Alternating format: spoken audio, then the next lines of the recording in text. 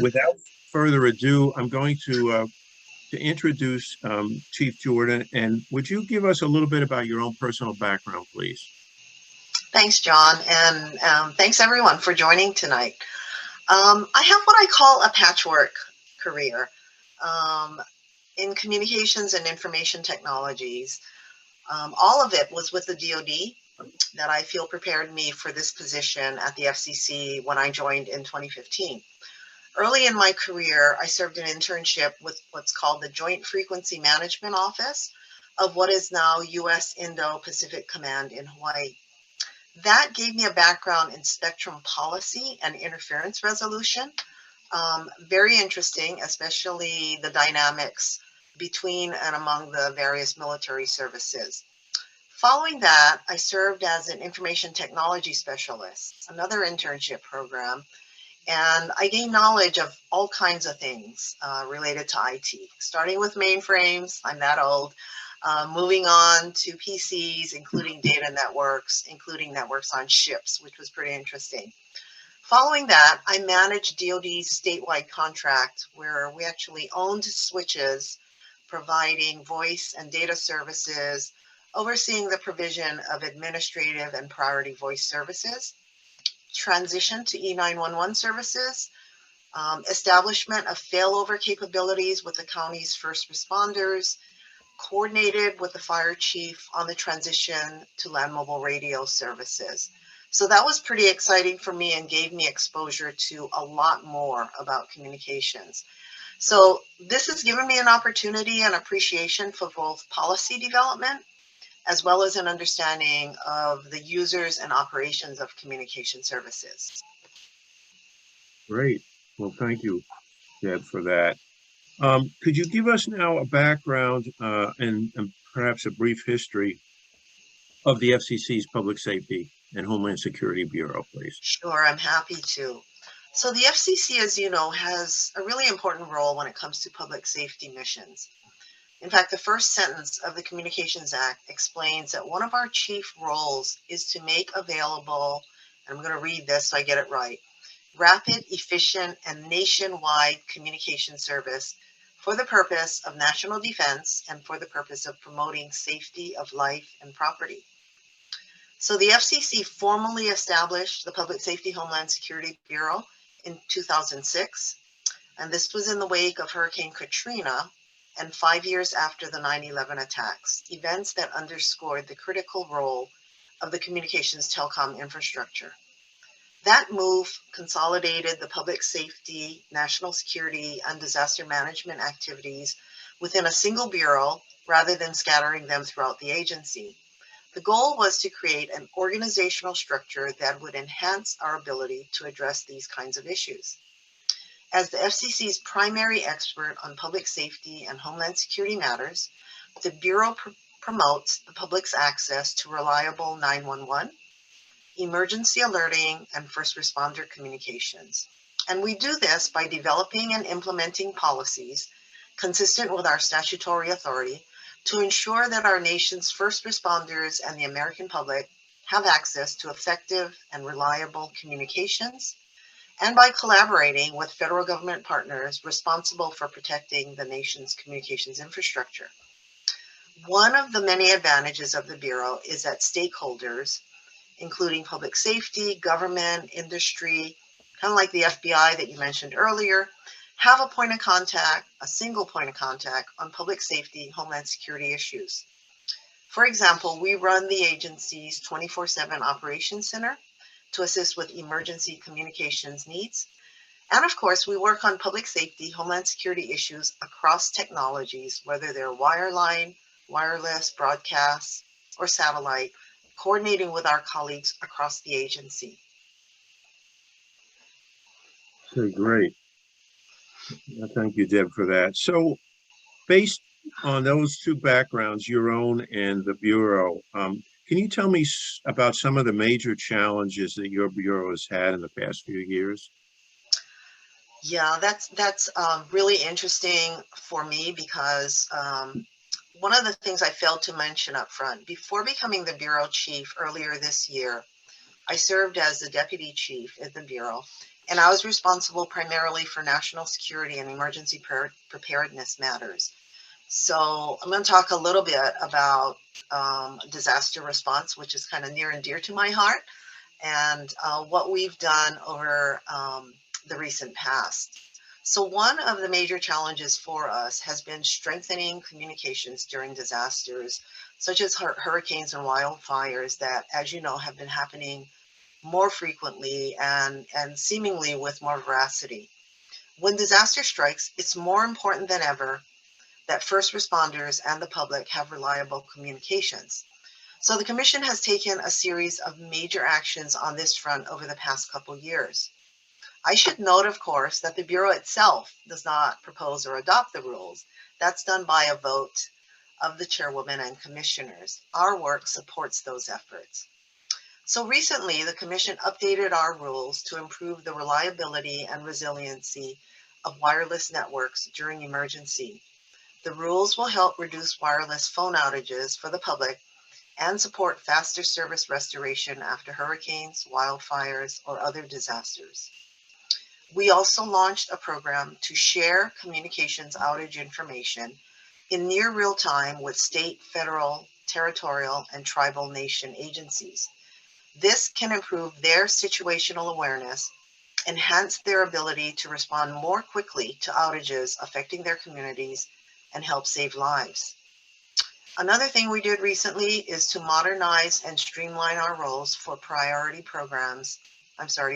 service programs that help first responders and other emergency personnel communicate during disasters. The updated rules will help ensure that these programs meet the needs of agency emergency personnel now and in the future as technologies advance.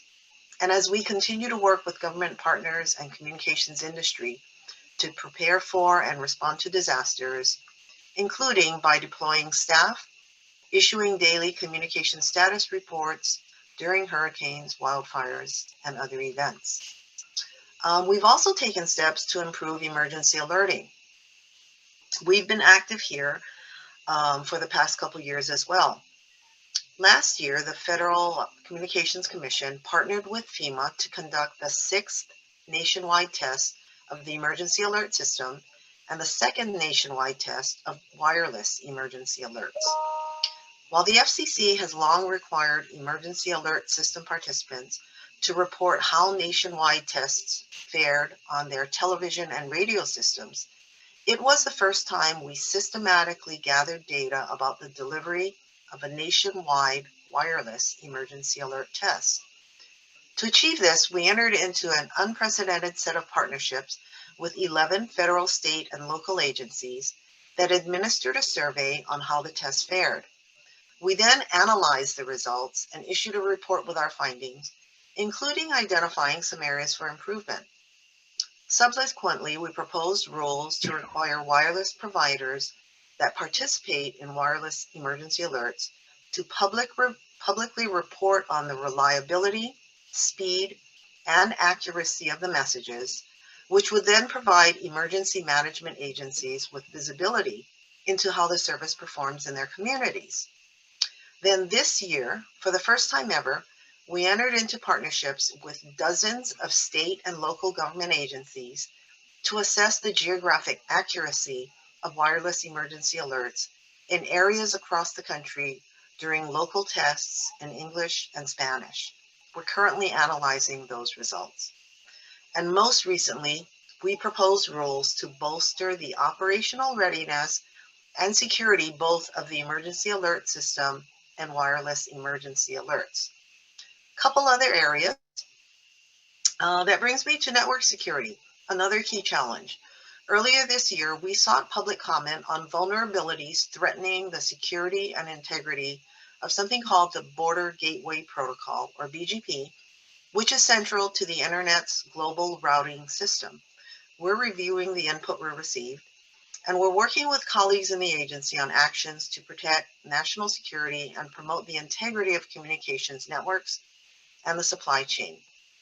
Last but not least in this area, we're working to improve 911. Just last month, the Commission adopted rules to ensure that 911 call centers get timely and useful information, notifications of network disruptions that affect 911 services. These notifications will help 911 call centers maintain emergency services and inform the public when to use alternatives to 911. And at the FCC's open meeting later this month, the Commission will consider a proposal that would require all wireless carriers and text providers to implement network improvements to enable more accurate location information to help reduce misrouted 911 calls and texts and improve emergency response times. We've been a little bit busy over the last several months. Absolutely. Well, thank you, Deb, for that. That was very comprehensive. You already touched on some of the things that I was going to ask you. So I'm going to kind of consolidate a couple of questions that I had for you, specifically with land mobile radio, which obviously provides first responder and utilities and other important organizations the ability to communicate. What do you see in the future for them in terms of technologies or policy decisions from the FCC? So first, let me say that land mobile radio has been essential to public safety communications for decades, and we expect that to continue to the foreseeable future.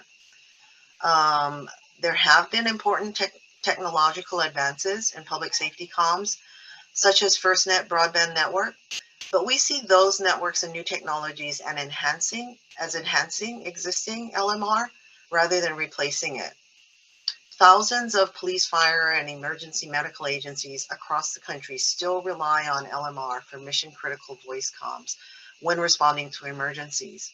And although there have been reports that overall LMR licensing activity has decreased in recent years, this has mostly been among business and commercial LMR users. Public safety LMR licensing has really held fairly steady. Would you like me to talk a little bit about how we're supporting that, John? Yes, please. Okay, so we're focused on making sure that existing LMR bands that support public safety are well coordinated, used efficiently, and protected from harmful interference. Recently, we've been able to make additional spectrum capacity available in some of these bands. For example, the completion of 800 megahertz rebanding in 2021 freed up some channels that were vacated by Sprint and enabled us to open up licensing of interstitial 800 megahertz channels. We also lifted the T-band freeze a couple years ago after Congress repealed legislation that would have forced auctioning of the band. So we have no plans to pursue further narrow banding at this time. The previous narrow banding completed in 2013 was important to help drive efficient use of narrowband spectrum, so it would be available to more users, but we're not planning to pursue it further at this time. We have seen benefits of that policy, but we had to be careful to balance those benefits against costs imposed on licensees to migrate to more efficient technology. I think your comments about narrowbanding are especially important to many licensees. I myself have experienced it as a consultant with several people who, were nervous under 512 megahertz licensees, whether or not it was going to move from 12.5 kilohertz spacing to 6.25. So the fact that you don't have plans right now is important. Okay, so let's change the dialogue a little bit, Deb, and talk about interference. Public safety often is the victim of interference complaints. What is the process, and how does your bureau deal with that, please? Yeah, so we're always here to help with public safety licensees that are experiencing or concerned about risk of interference. We have something called the Public Safety Support Center on our website, and I can send a link later. It's a one-stop shop for public safety licensees, And on that page, there's also a dedicated icon for submitting public safety interference complaints. And it links to the FCC's broader interference complaint portal. And so identifying the complaint as coming from public safety entities ensures that the Bureau staff will be notified about the complaint.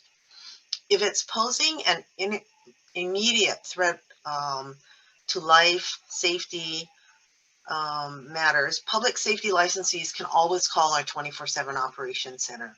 And that's 202-418-1122. Our staff give immediate attention to interference complaints received through the Op Center or the PSSC, whether they're formal or informal.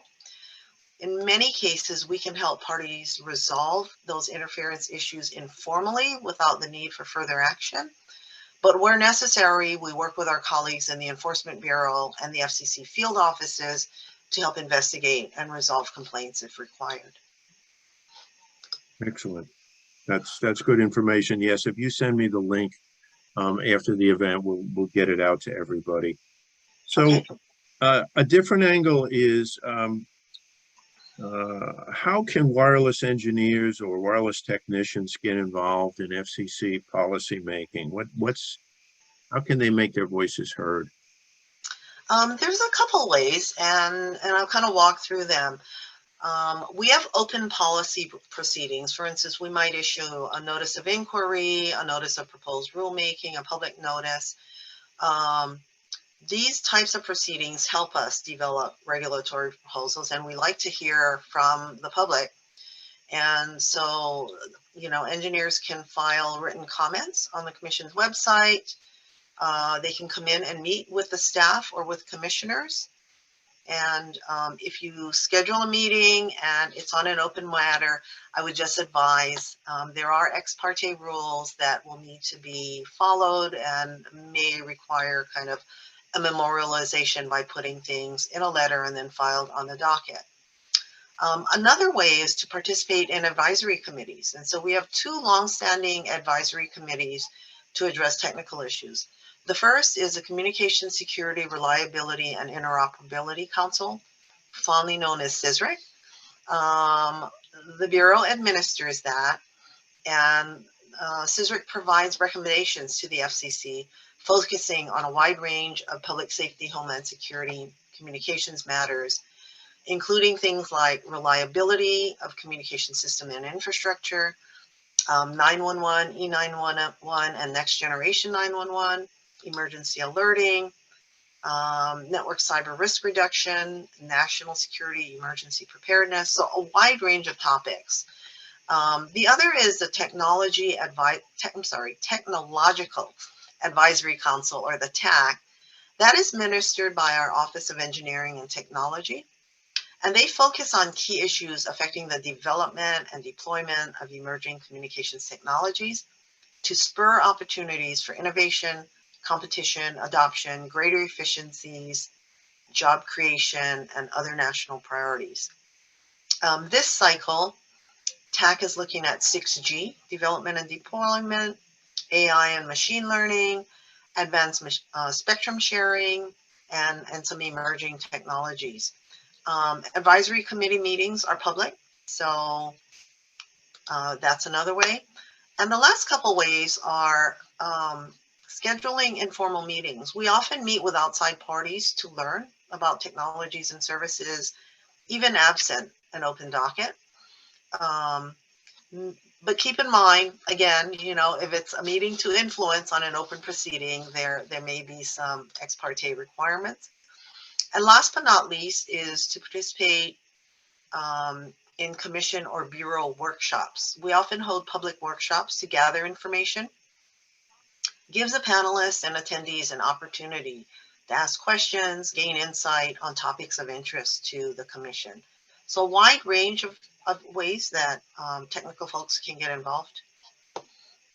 Great. That was a wonderful answer, Deb, and a lot of ideas, I'm sure, for some of our attendees who are interested in getting a little more involved. So I'm going to just take a minor break here and just tell our audience that If you were in Atlanta last month, we had a wonderful banquet dinner and technical symposium. The technical symposium, we had 10 presenters, and those slides and the videos are up on the RCA YouTube channel. I just looked myself today. The banquet and awards video will be up soon. We had two speakers. The Georgia Tech Executive VP of Research, Dr. Abdullah, gave us a welcoming speech, and then Robert Bell of the Space and Satellites Professional International also made the keynote speech. We're going to be in Denver next year in November, so those of you that live out west, please consider coming with us and joining up. And finally, the board announced a new award, which was given to Carol Perry, who many of you know has done our youth programs for over 30 years. And it's now called the Carol Perry Young Professionals Award.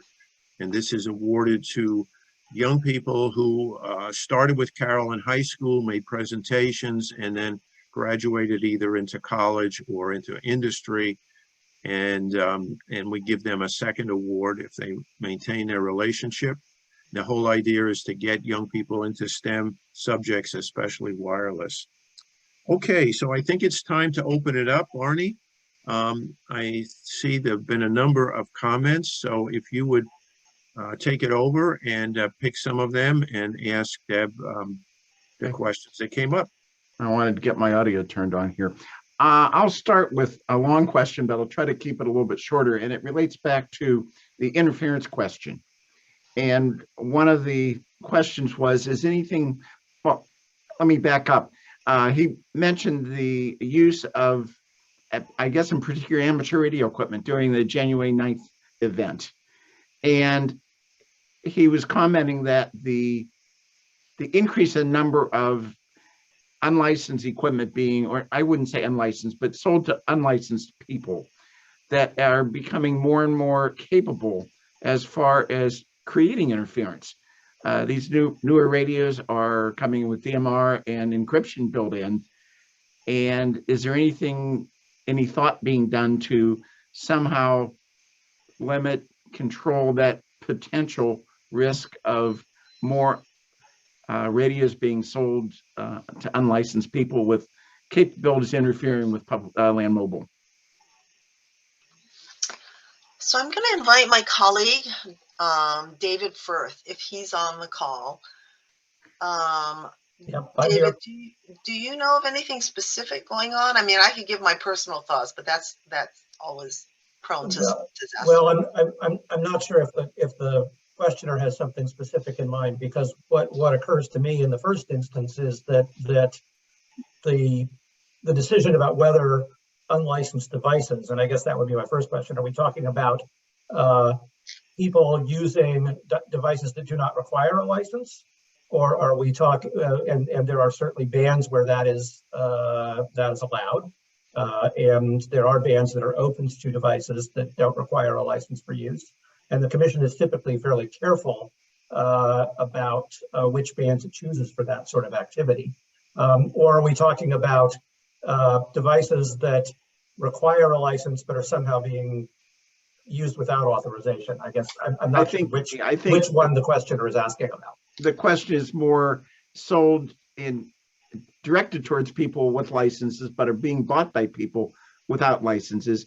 And because of the ease that they can be altered, modified to operate on land mobile frequencies.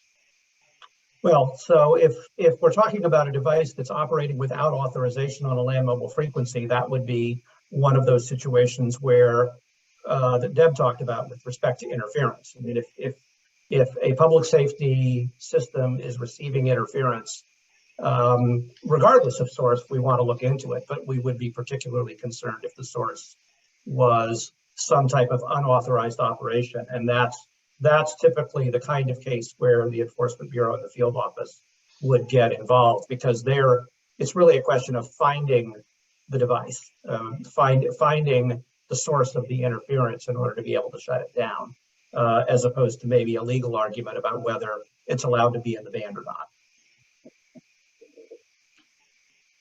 And I think the additional comment he made, many ham radios have open access to Part 90, which would be outside their intended purpose.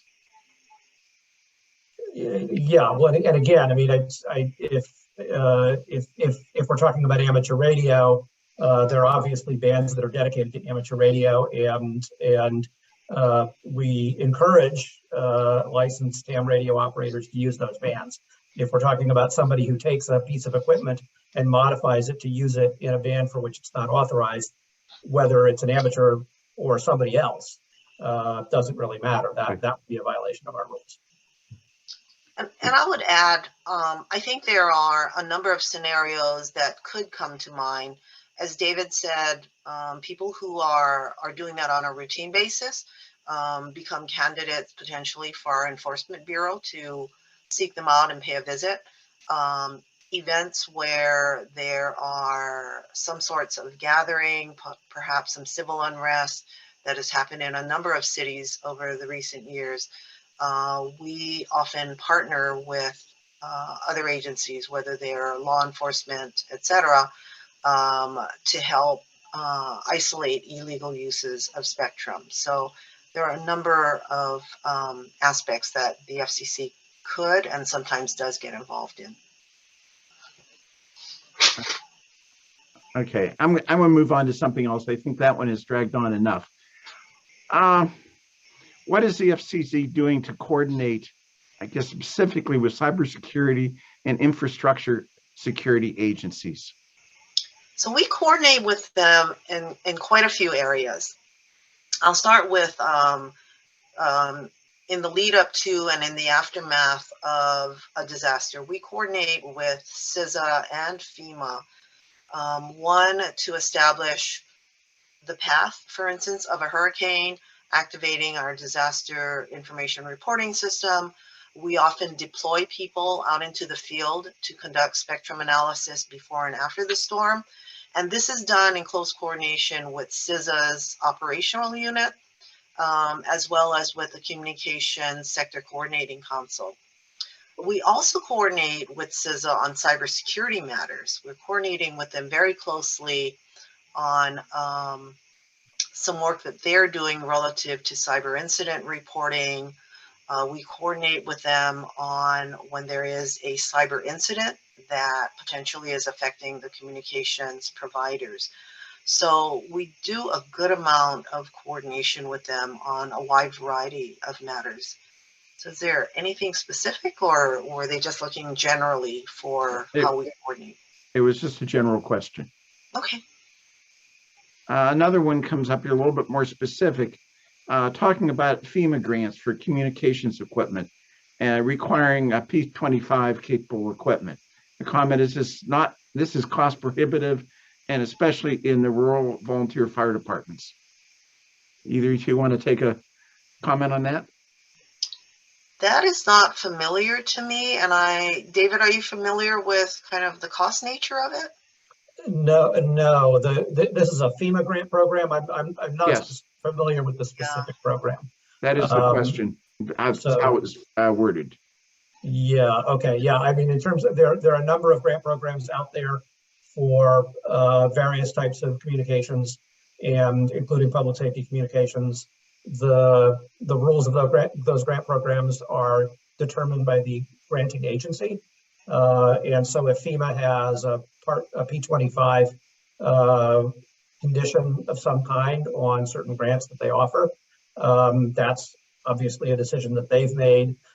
Since I don't know exactly what the purpose of the grants is, it's hard for me to comment on whether the P25 condition is a beneficial condition or not. I understand the concern about cost, but obviously the purpose of P25 is to ensure interoperability among different systems.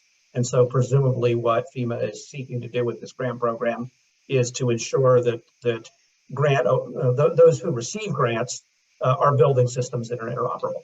That would be my assumption. There's one here about space communication. Let me find it again here. Is there a need for LEO satellites, SpaceX by LMR, for coverage in rural mountain and canyon areas where LMR coverage is marginal? So I can't really comment about the need, but I will say that I'm aware that there are companies using LEO satellites to provide coverage in areas that are described there, kind of the rural mountain and canyon areas. And these are wireless providers that I'm aware of that are beginning to make use of that. So I can't really speak to LMR coverage, but I can tell you it's being done by some wireless providers. David, is this something that has come up for you?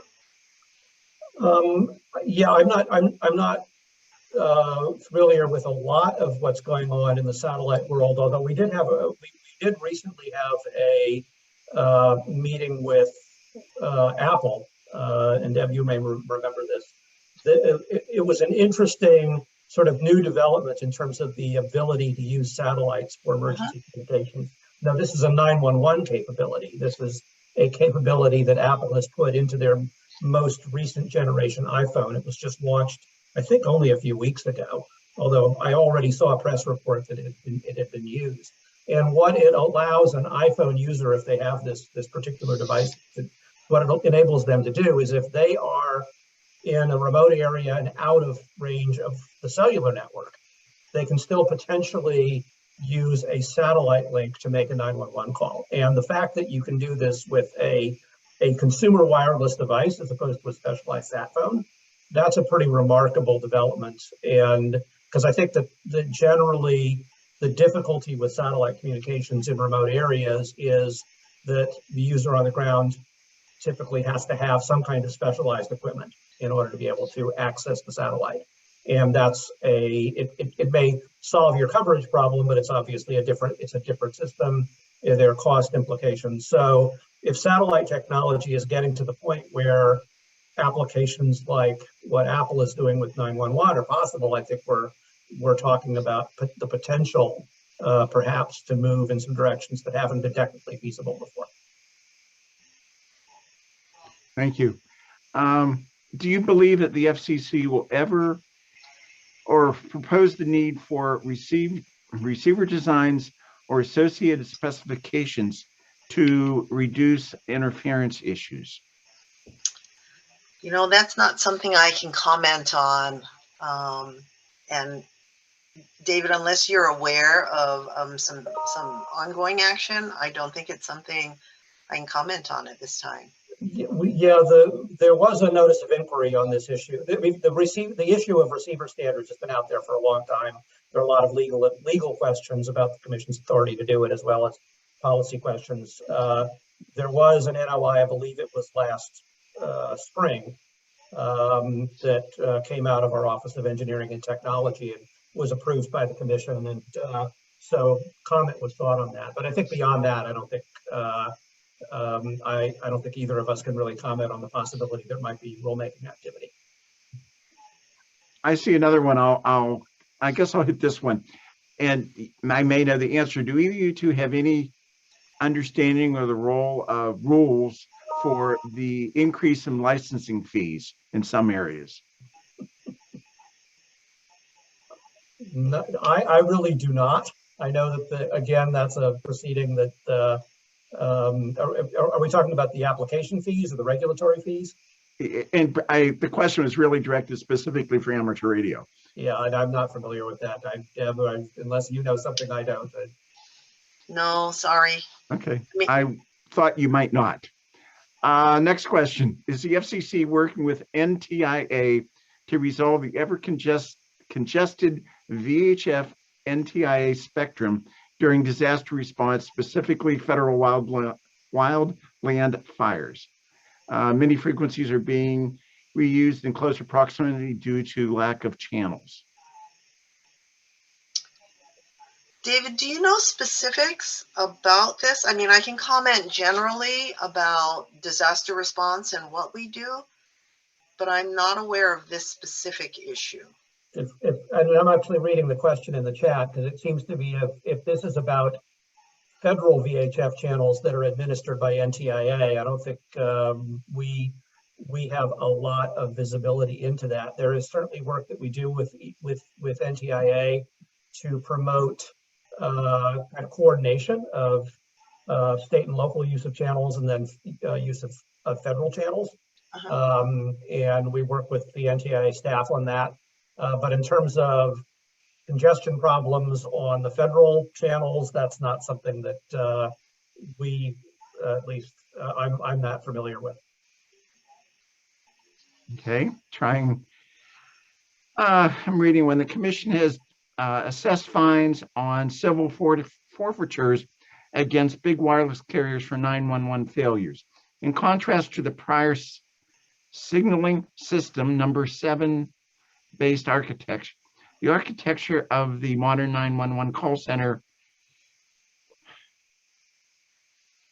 mechanisms, how implemented by the big carrier, appear extremely brittle. Does the commission have any authority to inspect these systems in advance so as to induce the carriers to enhance resilience and avoid failure, as opposed to investigating only the problem areas?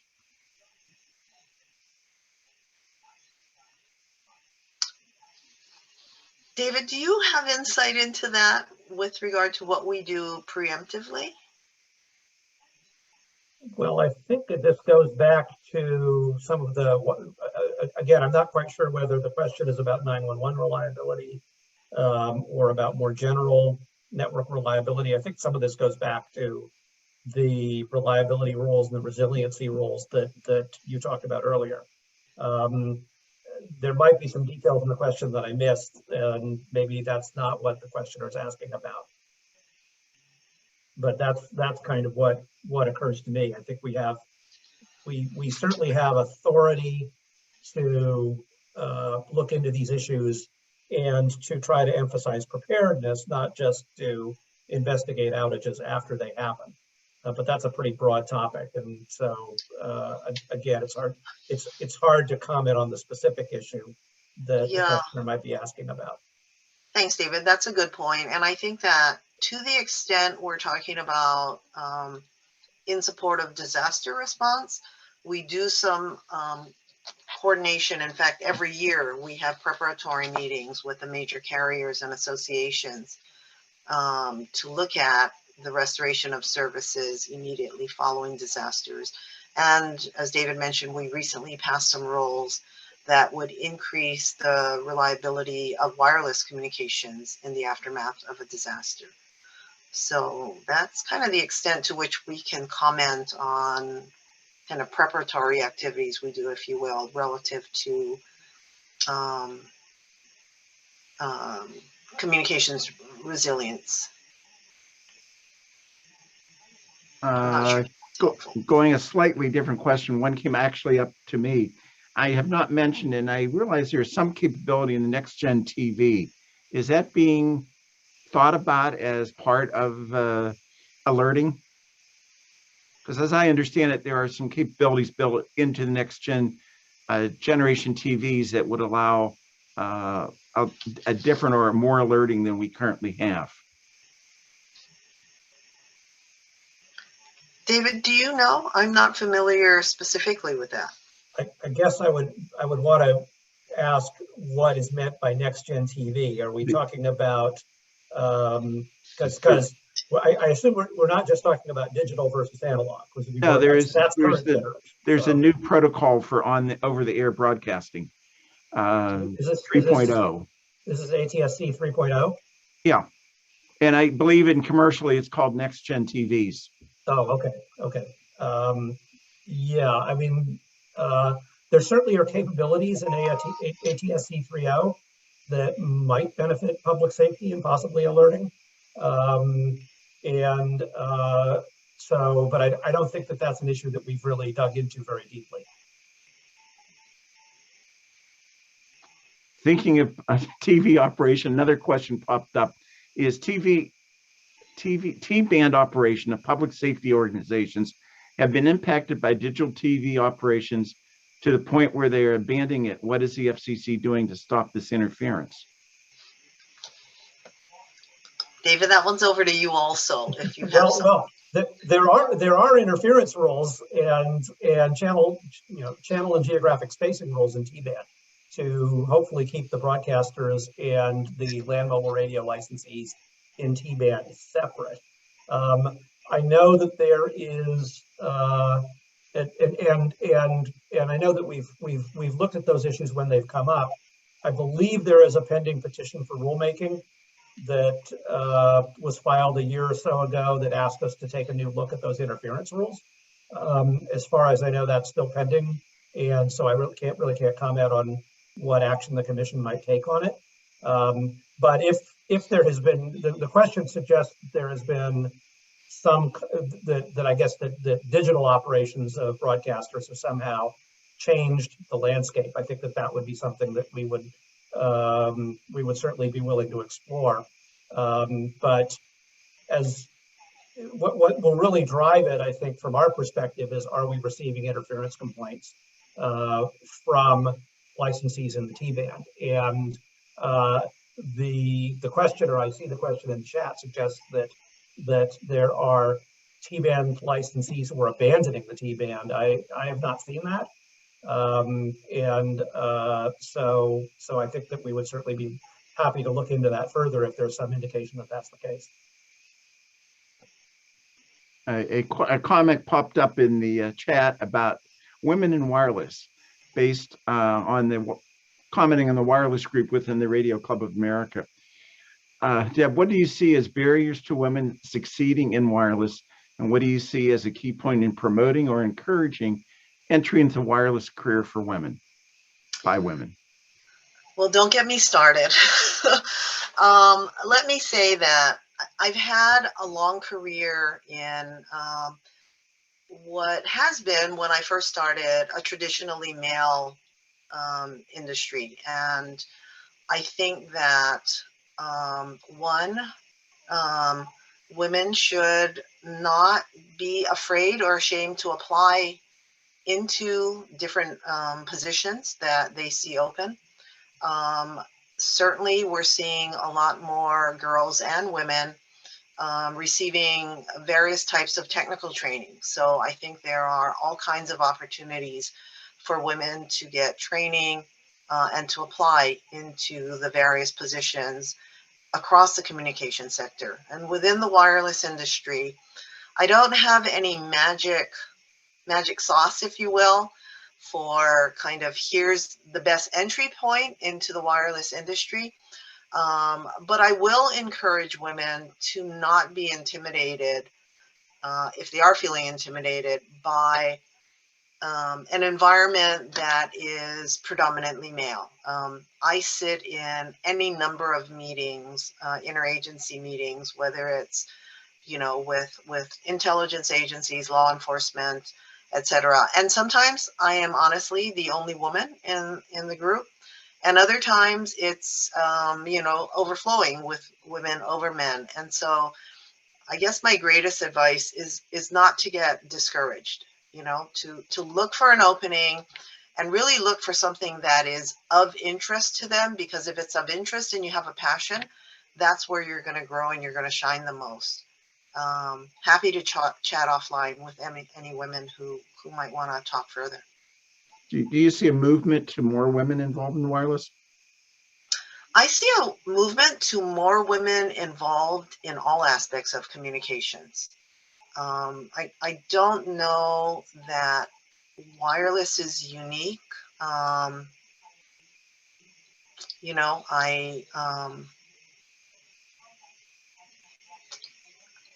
can't speak of how wireless might be different, for instance, than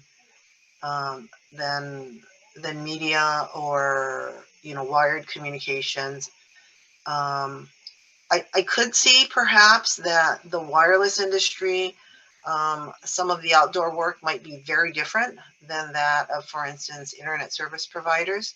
And perhaps there are skill sets that some women have not had the exposure to, kind of like, I'll say, the linemen of days of old, having the training to do the work involved on poles and those kinds of things. But I can't speak to specifics. Your comments have sort of been towards women who have developed that initiative or that desire to go into the field. Do you believe there's a need, or is it anything that can be done to get women, excuse me, but probably maybe people generally more interested in the wireless field, even before they have that as a passion? Yeah, I do. It is something that I admit I haven't been as involved in as I would like to be. I think that generating interest in women needs to start as early as grade school and certainly in high school. I think that explaining to young people, and especially women and young girls, what opportunities there are and the meaningfulness of the work that they do would go a long way to generating more interest among women. I saw a wonderful interview, I'll say a month or two ago, about a woman who had an association and was encouraging girls and women to get involved in the automotive repair industry. And she basically said, it's no longer the grease monkey. These are troubleshooting women who are using computer devices to do diagnostics. And so I think there are more and more organizations that are encouraging women in non-traditional industries. Thank you. I think that's probably something we should all be thinking about and trying to, as a lot of industries are getting less and less people moving into it. I see a question whether either of you could answer it as far as the emergency notification. And the question is, how do the messages conveyed through the internet, through terrestrial radio, HF radio, satellite? Is there a common thread of how these messages get passed out to be admitted? So I'm going to start this, and then if David wants to jump in with more detail, there are two kinds of emergency alerting messages.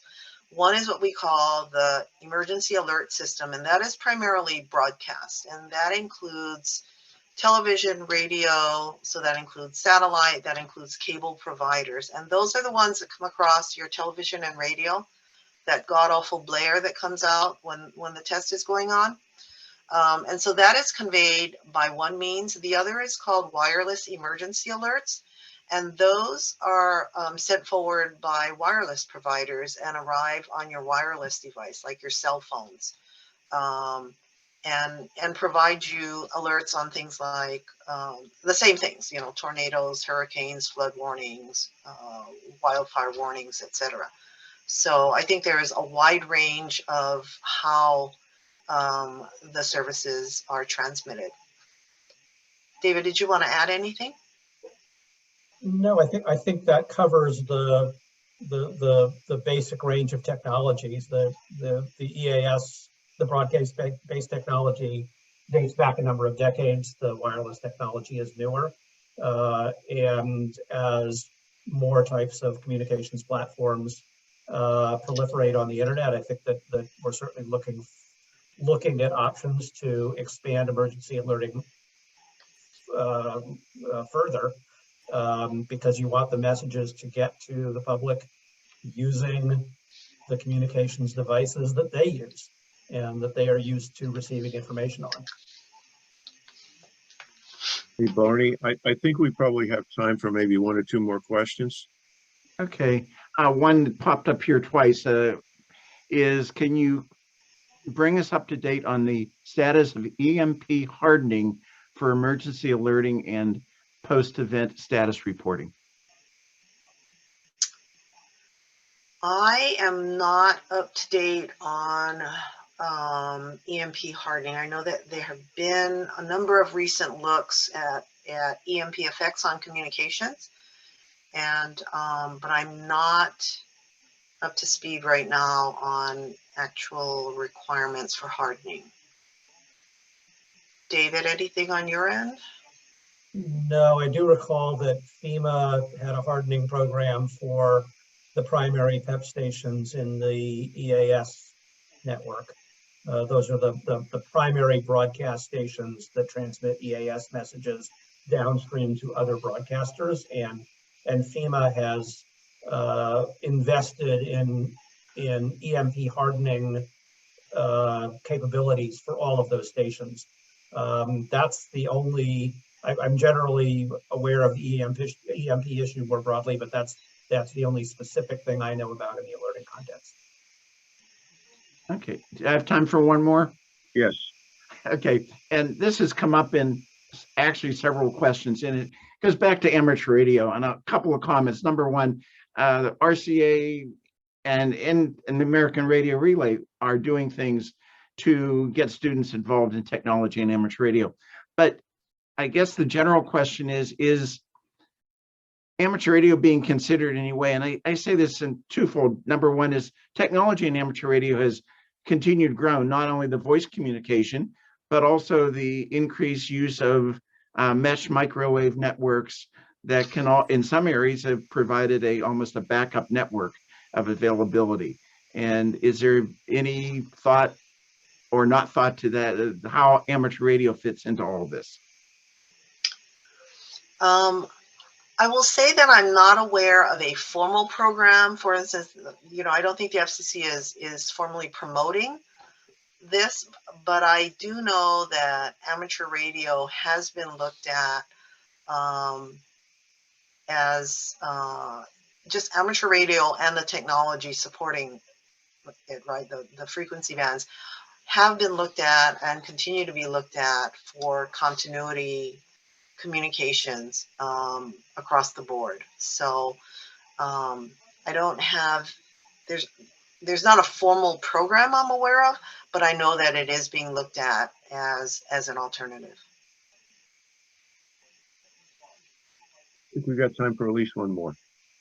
Okay, I've got to start digging a little bit deeper now, John. I'm sure I may have missed something along the line. I'll put in a plug while you're doing that. Thank you. As I mentioned earlier, I don't feel like I've been nearly as involved as I could or should be with regard to girls and women in communications and wireless communications. So if there are initiatives out there, I'm happy to hear about them and have some follow-up conversation. Well, that gives me an opening, Deb. So just as a shameless plug for Radio Club, we have had for some time a section of our website devoted to women and girls with a lot of career information, summer camps that are STEM related and so forth. So those of our listeners who are interested can find that information. Also, we started this year something new, Women in Wireless series of Zoom seminars led by a woman who was at the C-level within Land Mobile Radio, Ellen O'Hara. And we're going to continue that series next year. We've also started a mentoring program where we pair up a younger person with a more experienced RCA member. And I think I will, on a private dialogue with you, explain some of this to you, and you might be personally interested in being perhaps one of the featured speakers and one of the future wireless Women in Wireless seminars, where you can specifically address some of those career issues that you alluded to. So that would be really great. I'd be very interested, John. Super. I'd also be interested if there are, relatively local opportunities with schools. It's something that, like I said, I have thought about. The positions I've been involved in, unfortunately, haven't had active programs in schools. And so it's something that I think about frequently and move on less frequently. Well, we have the original person who's the expert at getting into middle and high schools, Carol Perry. She's a director with RCA. Carol is a former middle school teacher in Staten Island, New York. And for 30 years, she has been working STEM into classrooms using the vehicle of amateur radio as a hook and talking to astronauts in the International Space Station. That turns kids on. They really get excited about that. So we will communicate with Carol as well. And there's a lot of opportunities that I think would be very nice if you could be helpful in that regard. That would be great. I would love to. One of my children kind of got turned off in school because he couldn't relate to the need for some of the math programs. And it wasn't until much later, when it was kind of too late for him, you know, he's moving on into another field, that I thought, oh my God, why did I not kind of relate it to the work I was doing at the time? So happy to help. Okay, well, that's great, Deb. Well, we've just about come to the end. Barney, is there one last question you want to throw at Deb and David? And muted myself. I was looking at something else in the interim. Sorry. Sorry, you caught me off guard. Okay. Well, I wanted to use every minute productively. Well, I think we'll just end at that. I just want to mention to everybody that the next event, as I said earlier, will be in March on the second Tuesday. This is my last major thing that I'll be doing as president. I'm stepping down at the end of December after 2 years, and I want all of our members to please welcome David Bart, who will start as president next year. We will continue these interviews, and David has asked me to do them, so I will be continuing to be the smiling face on Zoom for the interviews. Thank you all very much. Happy holidays to everybody, and a happy new year. Thank you very much, Deb and David. We feel much more comfortable knowing that your Bureau is watching out for us in the Department of Homeland Security and Public Safety. Thank you.